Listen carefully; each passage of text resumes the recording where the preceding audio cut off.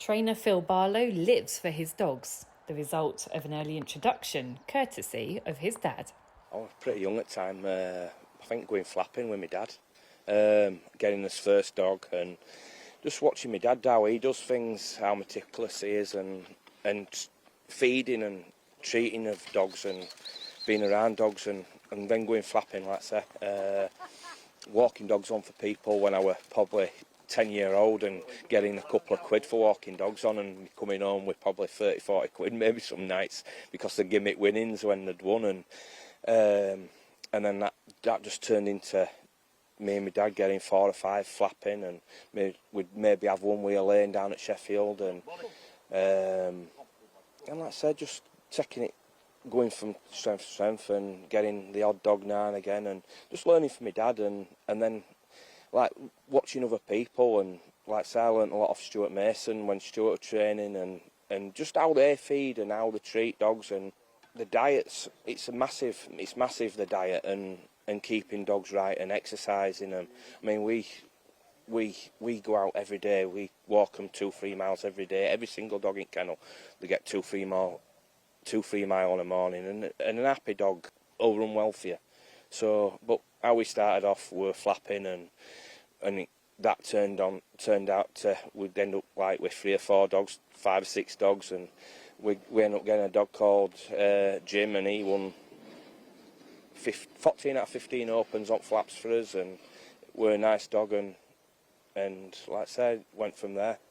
It sounds like it's almost been an obsession for you. You have really made it your life, haven't you? Yeah, it is my life.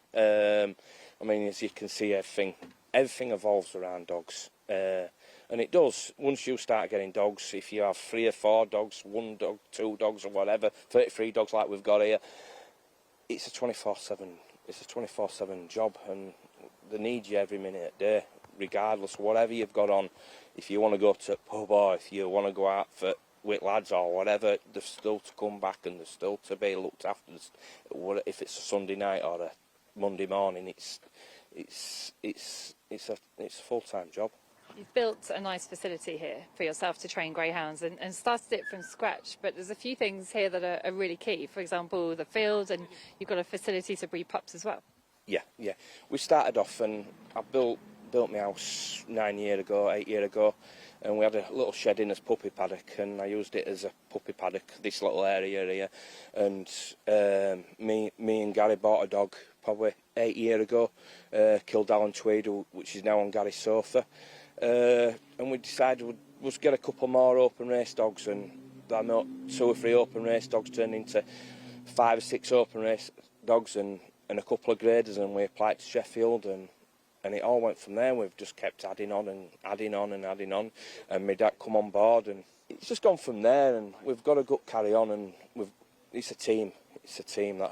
And every trainer will tell you the same. It's a team, and it's not all just one individual. It's all you combine, because you can't do it all by yourself. You mentioned a few things that are important to you, like exercise and food. So what do you feed, and what sort of exercise regime do your dogs get? Every dog gets out every morning, just about 2.5 miles. We've got 2 or 3 nice walks around here. We can go along lane, which is nice and quiet, which is just road work. Or we can go up wood, and it's like a 2.5 mile round trip, and we'll see a bit of wildlife, and it kind of perks dogs up.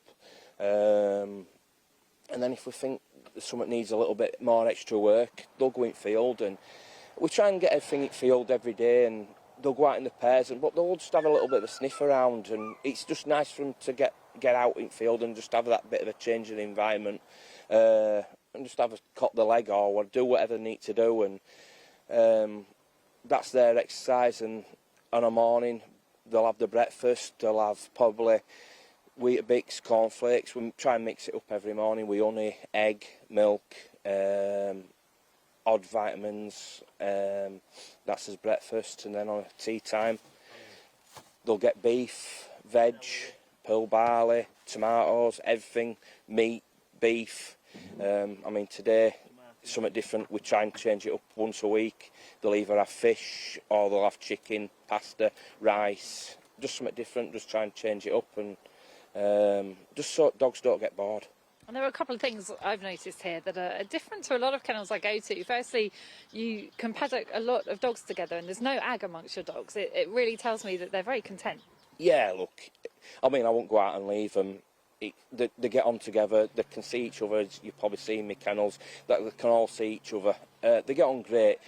There's the odd time, look, dogs fall out, and it's very, very rare, but they all go out together. The main block, there's 8 of them in there, they all go out together, no muzzles, they're fine, they get on like an house on fire. The kennel of 4, they all go out together, no kennel of 4, they all go out together.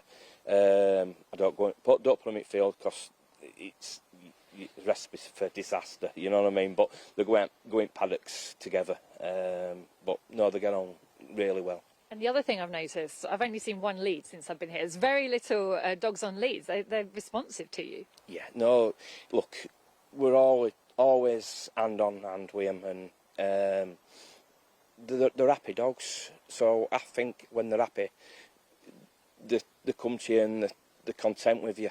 So, like I say, they're happy dogs, and that's all that counts.